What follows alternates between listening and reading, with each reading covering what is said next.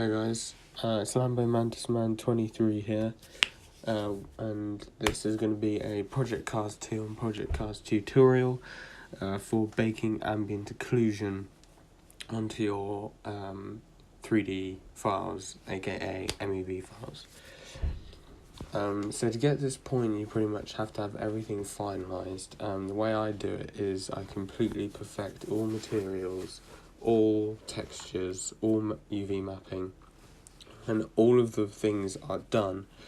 I then go on to bake my ambient occlusion. So I've imported my MEBfiles here, the SMS import, and I'm just going to quickly show you how to do this and the settings that you need. So first off, we need to split the model apart by materials. And so when you've done this, we're going to need to hide all the parts that we don't want ambient occlusion for.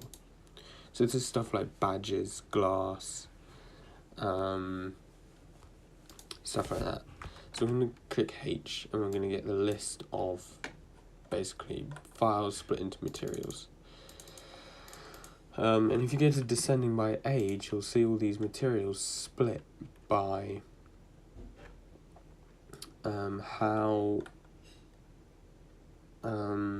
basically how all of them were imported. So here we've got the interior, then we've got boot, bumper F, yeah, there. So now we basically, sorry, I just dropped my mic there. So now we basically need to select all the materials that we don't want ambient occlusion on. So, for example, we've got glass clear, generic LCD we don't want it on the mirror, we don't want it on the badges. I've got lots of badges materials for this car, so don't worry about that. Bolts, that's another translucent material. Decal seat, logo, that's the SVJ logo that's on the back that uses transparency.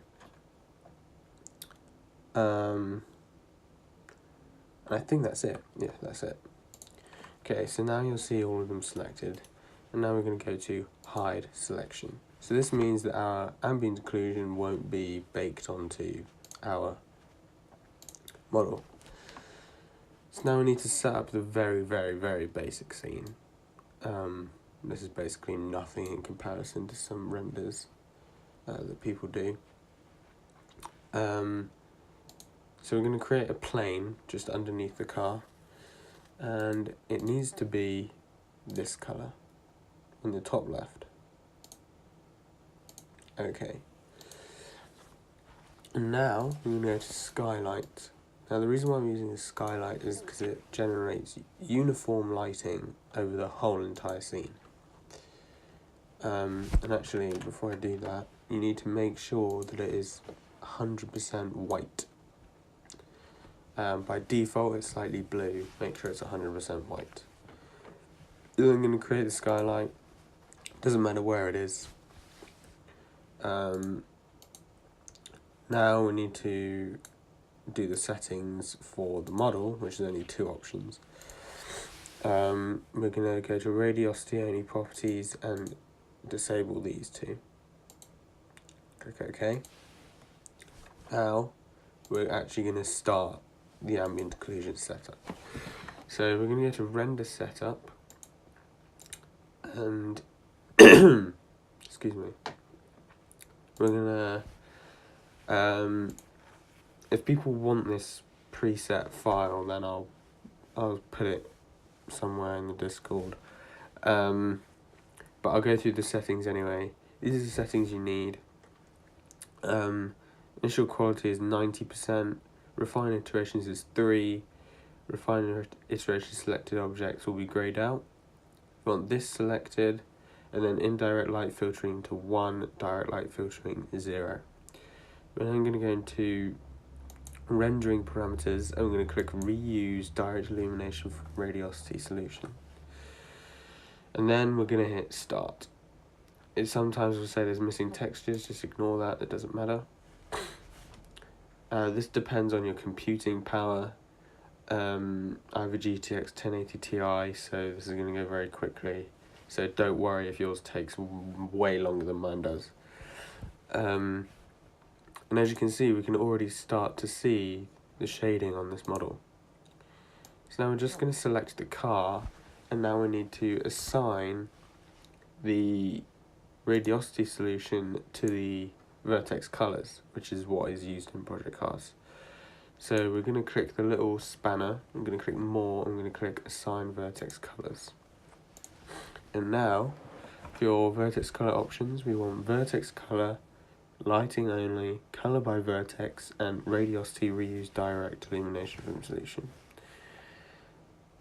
Have all your models selected and click assign to selected. This is another process relying on your computer.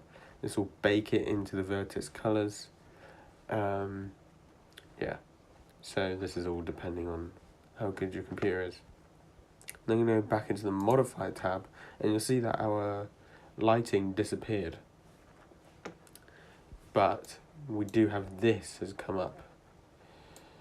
And if you click on the little multicolored one, that will show the Vertex colors, and if we click that, boom, there is our gorgeous Vertex colors. We've got the interior done. In 3ds Max it looks a lot less dark than it is actually. So if you import these into ZModeler, they'll be a lot darker than they are. And then, this is very crucial, you need to delete these, and you need to unhide all. This will bring back all your glass, badges, and everything that you didn't have before. And now for export, you can click H, go to the sorted descending age, and if you just select all these up until the next body part, so up to bootloader, we've got the whole interior selected. And obviously then you can export that to FBX, use the MEB exporter, and you have gorgeous ambient occlusion onto your MEB. And I'll just show you an example of what it looks like after you've done that.